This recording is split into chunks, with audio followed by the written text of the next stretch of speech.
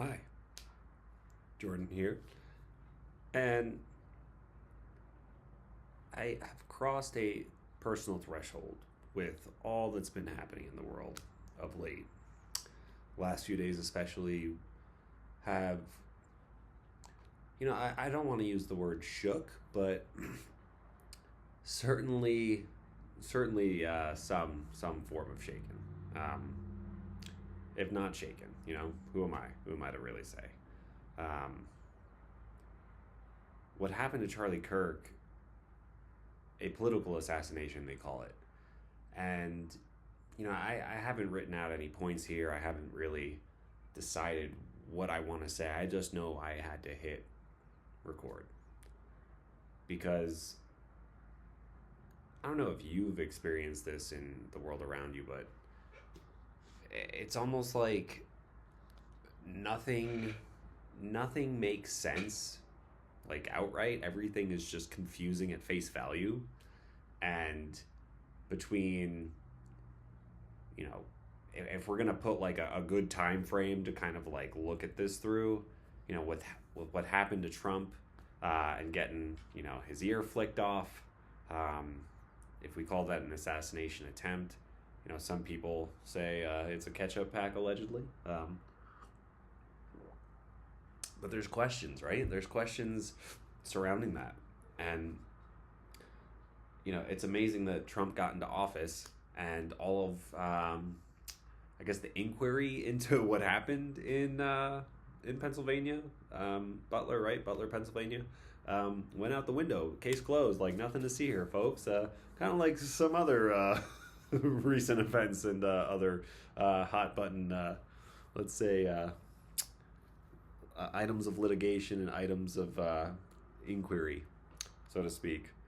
And given that they shut the door on that one, and what the kid was connected to what was it, that one, I don't want to censor myself, but it's like BlackRock. Okay, he was connected to BlackRock, right? That commercial. His parents were behavioral psychologists. The house that they lived in was cleaned out, or whatever place he lived was cleaned out of silverware, even. So it's like I'm over here like, like what the heck? Um, but with what happened to Kirk, I don't know. I mean, I was in the middle of my workday. I guess this is like, you know, it's not 9/11. It's not 3,000 people, but, it's kind of like what they say. Sometimes people can read about 3,000 people dying and they won't be as moved as they are with one. And it's not to say, I was, what, 10 years old when 9/11 happened? So 9 years old. So for me, looking back, I know that 9/11's weight didn't hit me until like I was 12, um, when I had the actual capacity to wrap my mind around 3,000 people and not just like five. Um, yeah, somber, and poignant, and also just kind of vile with everything that's just around me and the things that I've seen people say and have heard people up close say. It's a lot. Look, I'm not here to say that like I agreed with the guy, or that like I'm here to, tout off his beliefs that as if they're mine. No. This is America, and he had the right to say what he had to say, and I admire how much reach he was able to gain and gather, and the momentum he had with his movement and with Turning Point, with all the chapters across the country. But beyond that, again, I'm not here to stand for Charlie Kirk. I just know that two children lost their father, a wife lost her partner, her husband. People lost a son, a brother. I actually have no idea if he has siblings. And I think about the 15, 16-year-olds, whatever, demographic of kid or teen, or like tuning into him and paying attention and imbibing his message. When I was 13, 14, 15, 16, etc. I didn't really look up to 31-year-olds. I didn't, or almost 32-year-olds. I didn't know those types of people in my life that, I guess were making a difference in my life. When I think back, I'm not really sure who I had as a mentor other than like teachers and maybe my dad, or my brother. So yeah, I guess I do admire the reach, the acumen, the power that he developed throughout his life. And someone put it to me pretty damn well. He died doing what he loved. He died giving of himself in the exact way that he wants and that he wanted to. And I guess that's why I hit record, because I know that I have spent so much of my life feeling voiceless, feeling like I couldn't put words to the thoughts, the feelings, and make them make sense for myself and for others.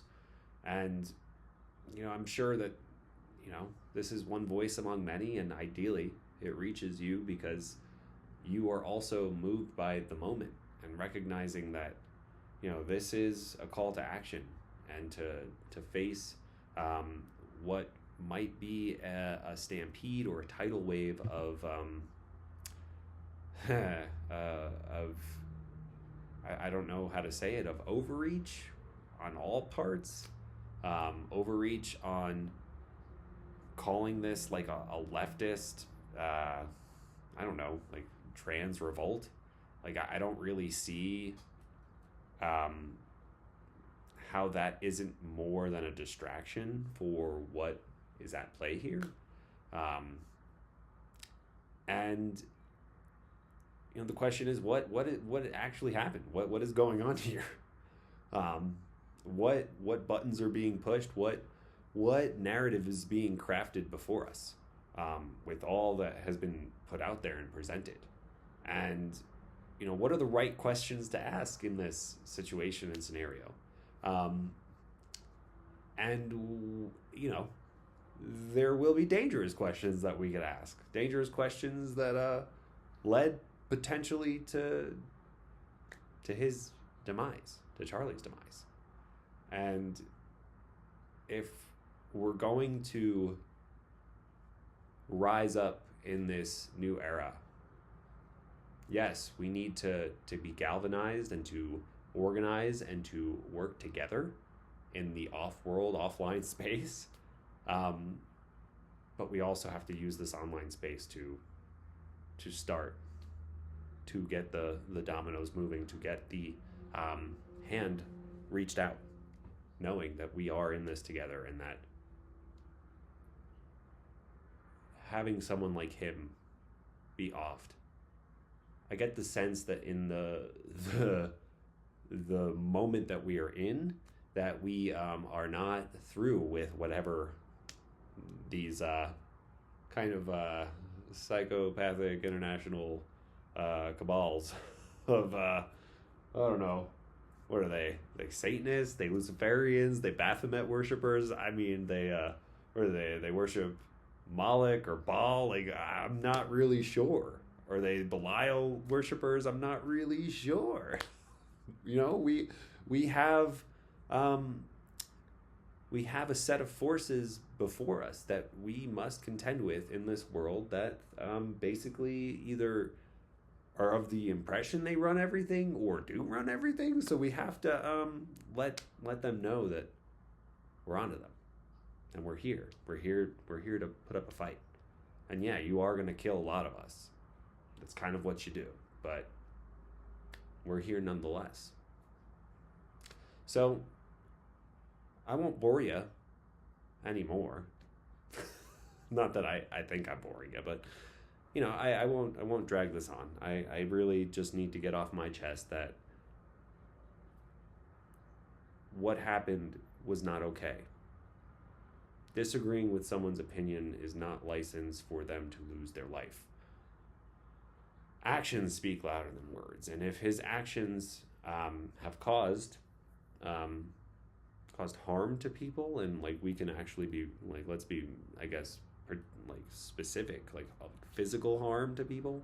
If his actions have specifically damaged the liberty of other individuals, then yeah, like there's definitely perhaps a path for litigation or a path for due process for those people if their rights have been infringed upon because of Kirk's actions. But for his words, no, no, no, no, no, no, no, no. Huge lines are crossed when people like him, when rising stars like him, when people with his power and reach are snuffed out, when those fires are snuffed out, it's not just because of the audiences that he would poke. There are bigger forces that wanted Charlie out.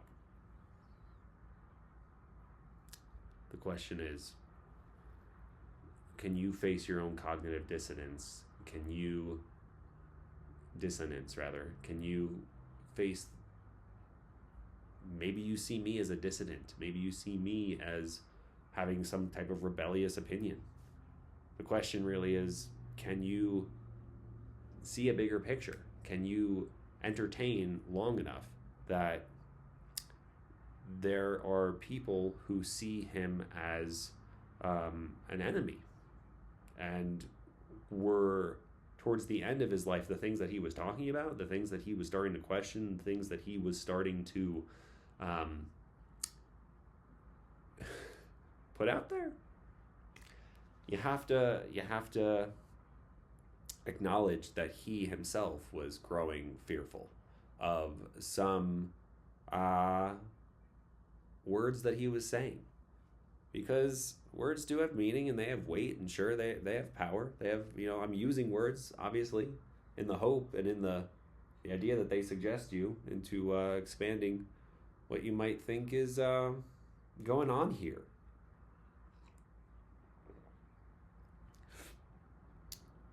Now, just to be upfront, like I'm not like a doctor. I'm not I'm not here to hawk anything to you. So like, my opinions are my own, and you take them or leave them is really what it is. And